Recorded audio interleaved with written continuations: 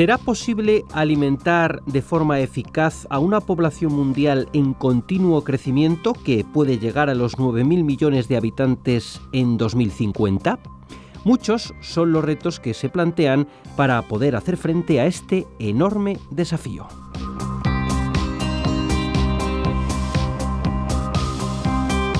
De momento sería interesante plantearnos algunas cuestiones. ¿Cómo pueden las nuevas tecnologías ayudarnos? ¿Qué se puede hacer para ampliar las tierras dedicadas a la agricultura y para obtener plantas con un mayor rendimiento? ¿Es posible introducir técnicas de cultivo más eficaces? ¿Cómo se pueden aprovechar mejor nuestros recursos? A estas y otras preguntas vamos a intentar responder en este programa que hemos titulado Nuevos retos para una agroalimentación sostenible.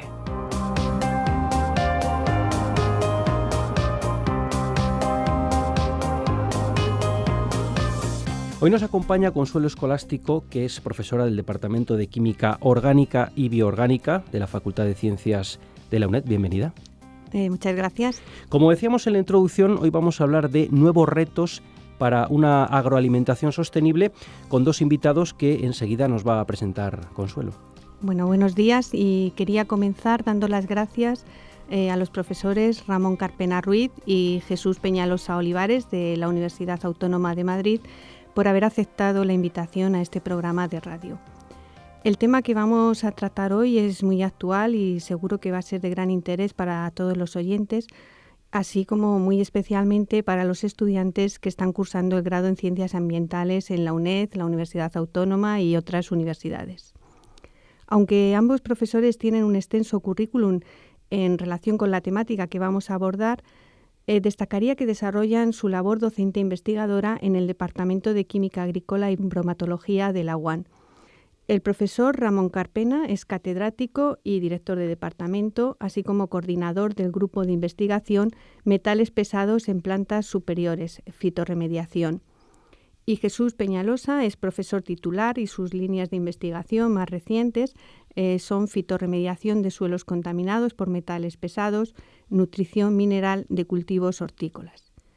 El grupo de investigación al que pertenecen ambos desarrolla su actividad en el estudio de los ciclos biogeoquímicos de elementos inorgánicos potencialmente tóxicos en el sistema suelo-planta. Entre sus actividades se encuentran la validación de ensayos ecotoxicológicos y químicos para evaluar el grado de contaminación de los suelos y la seguridad alimentaria desde el punto de vista de la introducción de contaminantes en la cadena trófica a través de productos agroalimentarios, así como también la aplicación de enmiendas y revegetación de suelos contaminados por metales y arsénico, con especial atención a las técnicas de fitorremediación y también en la puesta en valor de suelos degradados para obtención de biomasa vegetal con potencial de uso energético, entre otras. Vamos a darles en primer lugar la bienvenida. Ramón Carpena, bienvenido. Muchas gracias. Jesús Peñalosa, bienvenido también. Muchas gracias. Seguimos, Consuelo, un segundo para iniciar el tema. ¿Cuáles se considerarían los componentes fundamentales de un sistema agroalimentario sostenible? Bueno, pues en realidad el sistema agroalimentario se conforma de múltiples elementos que hay que tener en cuenta para la sostenibilidad. Pero son primordiales, por un lado, considerar los aspectos sociales, que incluiría a los seres humanos, desde los pequeños agricultores, que son la base de la producción de alimentos, a las personas que tienen dificultades en los países poco desarrollados para acceder a una alimentación digna y que sufren problemas de desnutrición, hasta los consumidores de países desarrollados que evidentemente se les plantean otros problemas relacionados con la preocupación por su salud, las dietas, información sobre productos que consumen, sobrepeso, etc.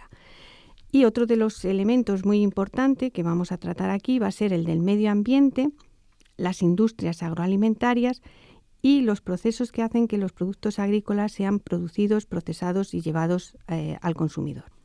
¿Y desde la UNED se está trabajando actualmente en algunas líneas para conseguir una agroalimentación sostenible? Bueno, sí, actualmente existe la cátedra UNESCO denominada Ciencia e Innovación para el Desarrollo Sostenible, Producción y Seguridad Alimentaria Global, entre la UNED y la Fundación Tristolemos, que agrupa a distintas áreas que desde distintos puntos de vista pues, tratan el tema de la agroalimentación. Van desde las ciencias ambientales, agroalimentarias, pasando por la antropología, la economía, la nutrición, la salud, la política, el derecho, etc. Su objetivo general es desarrollar tareas de investigación, formación y cooperación interuniversitaria para la transferencia del conocimiento en los distintos ámbitos académicos, sociales, empresariales, etc., sobre agroalimentación y sostenibilidad medioambiental. Además, y quería ya recalcarlo, se ha presentado a la ANECA un nuevo máster interuniversitario en Ciencias Agroambientales y Agroalimentarias por la Universidad Autónoma de Madrid y la UNED, que si pues es verificado por este organismo, empezaría a impartirse en el curso 2016-17. Participa profesorado de ambas universidades, entre los que se encuentran nuestros invitados al programa de hoy y yo misma, y en este proyecto se cuenta también con la colaboración de la Cátedra UNESCO, que facilitaría el contacto con las empresas del sector agroalimentario.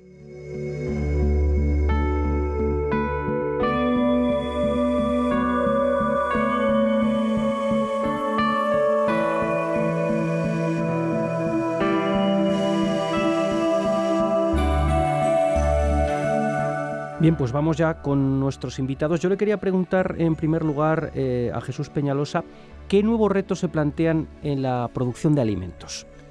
Buenos días. Bueno, en primer lugar quería agradecer la invitación de la UNED en la persona de Consuelo Escolástico para poder hablar de algo tan fundamental para el futuro de la humanidad como son la producción de alimentos y la sostenibilidad de los ecosistemas, así como de las soluciones que la química agrícola puede aportar para los mismos. Bien, los retos que se plantean son diferentes si consideramos las distintas zonas del planeta, con diferentes necesidades y niveles socioeconómicos. Sería bueno centrar el problema en una escala concéntrica. En primer lugar, la problemática mundial. Con la necesidad de alimentar a una población creciente, se calcula que dentro de pocos años, para 2050, seremos unos 9.000 millones de personas en el planeta. Y en las zonas menos desarrolladas es necesario un aumento de la producción con un manejo sostenible del suelo, la reducción de la contaminación y la mejora de los métodos de cultivo. En definitiva, habría que conciliar nuevas explotaciones con la agricultura tradicional nativa. En segundo lugar, la situación en Europa y Occidente en general, donde la agricultura está muy tecnificada, donde el problema es más la mejora de la calidad y la disminución del impacto ambiental que el aumento de la producción. Y aquí el objetivo sería más bien la sostenibilidad en la producción, evitar los excesos en la aplicación de agroquímicos que causan contaminación del medio y obtener productos agroalimentarios que tengan una mayor calidad y un menor coste medioambiental. Finalmente, la situación española, donde la agricultura convencional aún supone un 70 o 80% del total, con la consiguiente producción de excedentes limitada por la escasez de recursos hídricos, por la salinidad, por la invasión urbana de zonas de cultivo. Todo ello con los consiguientes riesgos ambientales, contaminantes en suelo, acuíferos y paso a la cadena alimentaria. Sin embargo, hay señales esperanzadoras. Las nuevas agriculturas emergentes, con apoyos oficiales, en concreto, producción ecológica y producción integrada. En resumen, podríamos decir que los retos son un aumento en la producción agroalimentaria, mantener un respeto al medio ambiente, un control de la contaminación y la degradación de los suelos y un aumento de la calidad y la seguridad de la producción de alimentos. ¿Y cuáles serían las soluciones para esa necesidad de alimentar a esa población mundial sin comprometer el futuro de las nuevas generaciones? Bien, lo podríamos resumir en varios puntos. En primer lugar, para no seguir aumentando la presión sobre los recursos del planeta y en concreto del suelo, que es un bien limitado, como todos sabemos, deberíamos no seguir aumentando los suelos que el hombre ha modificado por esa actividad, que actualmente se calculan en unos 50 millones de kilómetros cuadrados. Es decir, habría que evitar aumentar la huella de la agricultura dentro de la idea de una agricultura sostenible. ¿Y podría ampliar ese concepto? Bien, una de las mayores presiones sobre el planeta es la necesidad de alimentarnos. es verdad, pero es necesario evitar las amenazas que esto supone para el medio ambiente. Fundamentalmente el avance de la deforestación. Se han talado bosques y se han arado praderas para explotaciones agrícolas en una superficie tan grande como la de América del Sur. Se han ocupado superficies tan grandes como África para criar ganado y en muchos casos no para paliar el hambre, sino para obtener simplemente un mayor rendimiento económico. No es que no sea importante, pero el destinar estos suelos a cultivos muy productivos o de precios muy elevados, como la soja o el aceite de palma o los energéticos, puede acelerar la pérdida de diversidad, el hacer que se pierdan hábitats de especies salvajes, que al final provoca su extinción, sin que esto suponga una contribución a paliar el hambre del planeta. Por otra parte, las actividades agropecuarias, hay que decir que son uno de los factores que más contribuyen al cambio climático. Emiten muchos gases de efecto invernadero, en algunos casos más que pueden emitir, por ejemplo, los automóviles, fundamentalmente por el metano que desprende el ganado y los arrozales, por el óxido nitroso de los cultivos fertilizados, por el dióxido de carbono derivado de talar bosques. Por último, consumen una gran cantidad de las reservas de agua dulce y los fertilizantes, el estiércol, los plaguicidas, en general, todos los productos que se aplican en la agricultura pueden ser arrastrados y contaminar lagos, ríos y costas.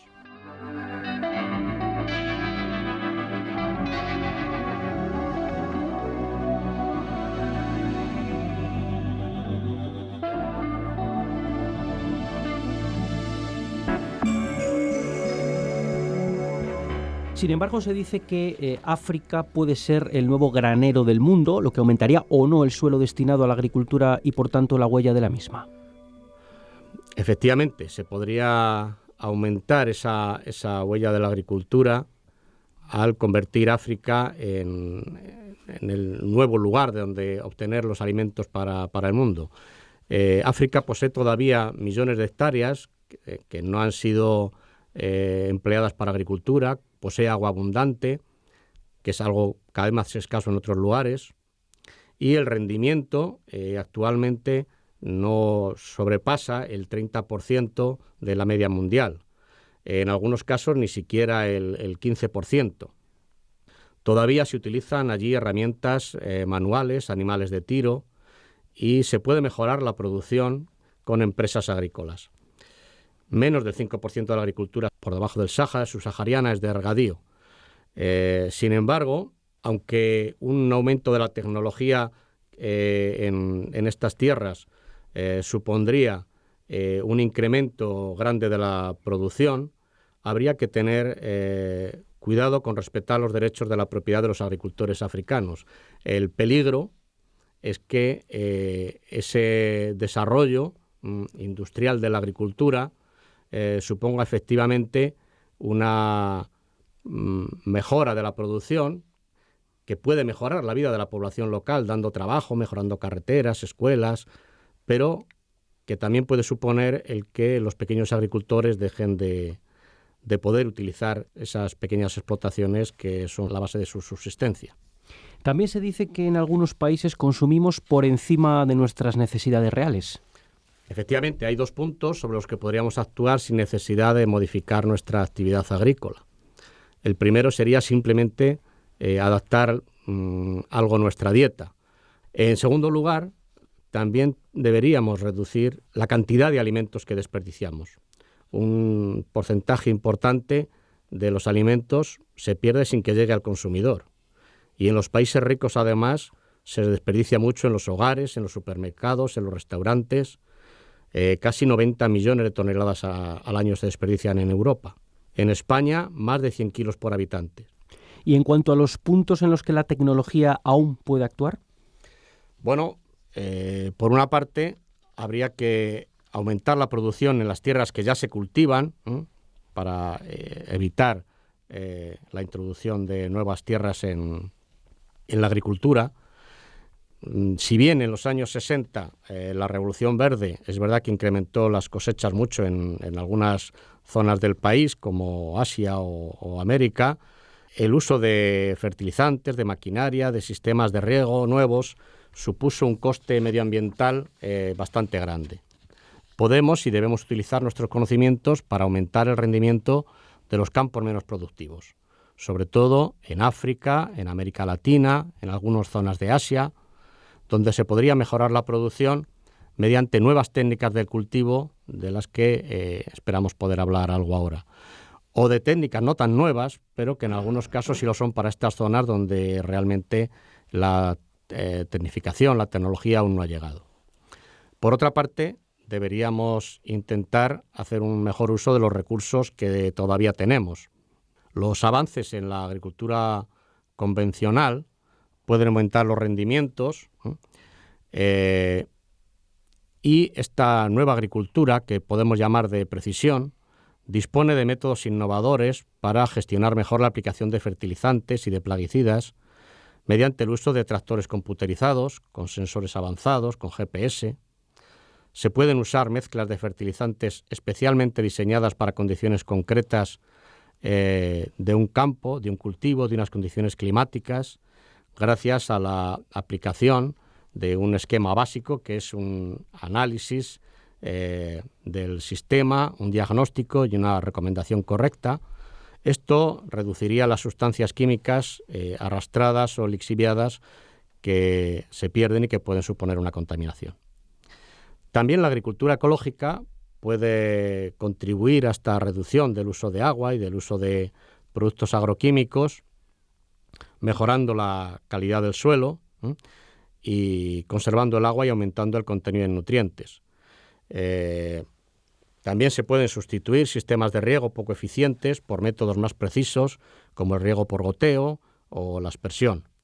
La opción realmente sería considerar las buenas ideas de la agricultura convencional sostenible, pero más industrial, y las pequeñas granjas ecológicas de producción local. La conciliación o combinación de estas dos formas de entender la agricultura podría ser una solución.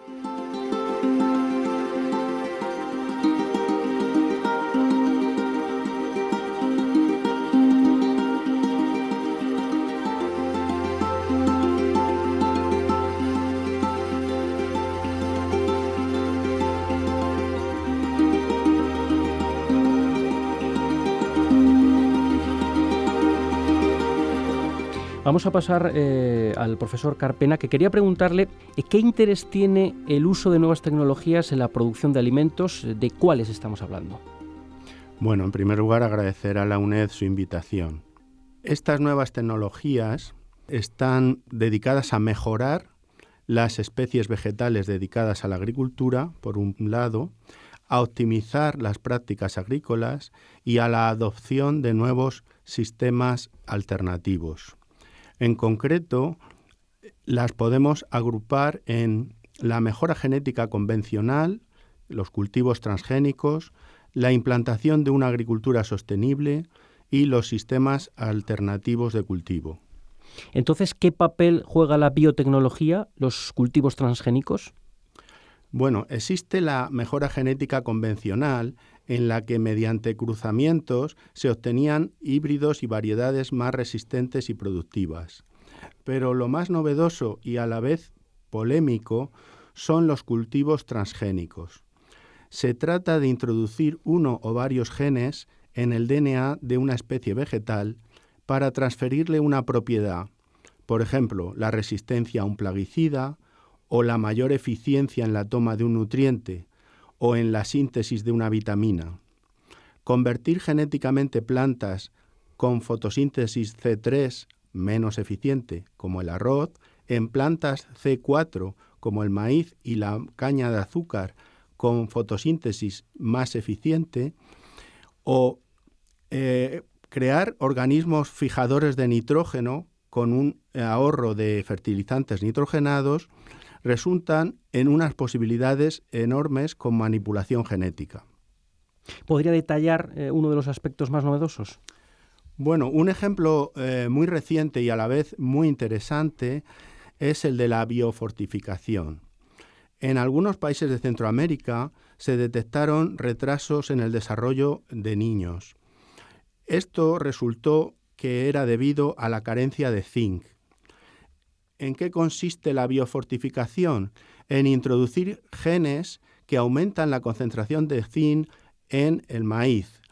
Al introducir estos nuevos especies de maíz en zonas como Costa Rica y más tarde incluso Colombia, se ha detectado el aumento de la altura de estos niños a edades en las cuales tenían una reducción notable.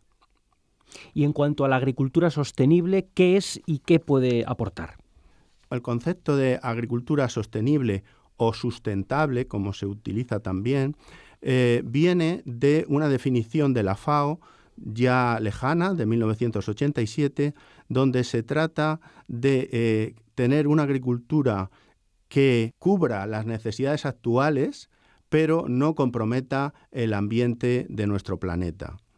Básicamente consiste en el uso integrado de todas las prácticas agrícolas, con un mínimo laboreo del suelo y mínimo abonado, con una economía de riego, con el control integrado de plagas. Aquí hay una cosa curiosa, que es la lucha biológica. En los invernaderos de Almería hoy no se usan plaguicidas, sino lo que se usan son pequeños insectos depredadores que atacan a las plagas, y estos insectos ya se venden en botes y son comercializados, y los agricultores pueden disponer de ellos. Otro aspecto son los biofertilizantes, es decir, utilizar bacterias y hongos, podríamos decir amigos, que ayuden a captar fosfato o a estimular el crecimiento. También es importante, finalmente, el aprovechamiento de residuos. Valorizar residuos orgánicos para hacer compost u otros materiales como las escorias de la industria metalúrgica. ¿Y qué sistemas alternativos de cultivo existen y en qué condiciones se pueden o deben utilizar? Bueno, básicamente podemos hablar de dos: la hidroponía y la fertirrigación. La hidroponía consiste en utilizar un cultivo en medio líquido. La planta toma los nutrientes de una disolución, y en la fertirrigación lo que básicamente se utiliza es un sistema de riego por goteo en el cual van los nutrientes disueltos. ¿Y en qué consisten esos sistemas hidropónicos y aeropónicos? Bueno, los sistemas hidropónicos tienen un origen en el siglo XIX en Alemania, luego se exportaron, digamos, a Estados Unidos, y de Estados Unidos ya volvieron en forma de aplicación industrial. Se les ha querido desacreditar por el elevado coste de las tecnologías. Básicamente, como he comentado antes, es una disolución con todos los nutrientes necesarios y un soporte mecánico para la planta. Esta disolución debe ser aireada para que la raíz no sufra. Un ejemplo que tenemos en España que es puntero es los cultivos hidropónicos de la fresa en Huelva, donde se consigue un alto rendimiento con una alta calidad de la fresa obtenida, con unos costes elevados, pero con un alto rendimiento económico que la hace rentable. La fertirrigación, por otro lado, es el uso de un gotero, es decir, un sistema que administra la disolución gota a gota, con lo cual ahorra enormemente el consumo de agua. Su origen está en Israel, y que permite combinar los nutrientes que aportamos en la disolución con los que ya tiene el suelo o sustratos como turba, etc. El lugar puntero en España sería los famosos invernaderos de Almería. Para que todo esto sea posible, necesitamos un análisis y un diagnóstico de todo el sistema agrícola: suelos, agua, fertilizantes, plaguicidas, las plantas y los productos de ellas, ¿no? Los frutos y granos, para poder recomendar una gestión correcta del medio y una dosificación adecuada.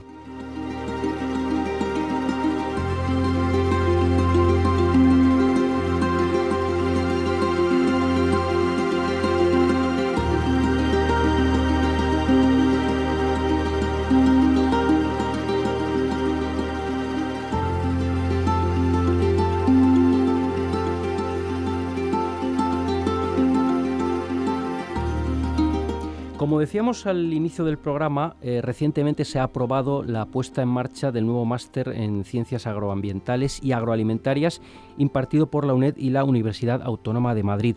¿Podrían comentar sus aspectos más destacados?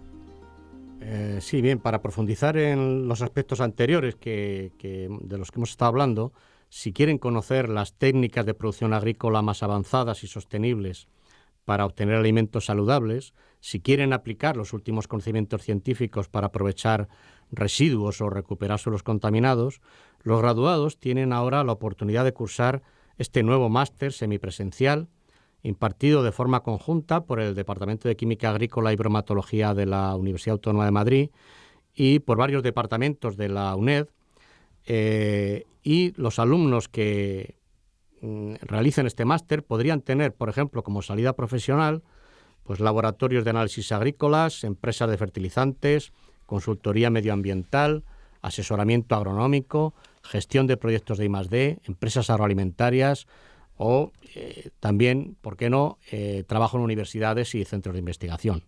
¿Y qué metodología docente se utilizará en este máster? La docencia de las asignaturas para todos los estudiantes matriculados en el máster está planteada para impartirse mediante la metodología general de la UNED.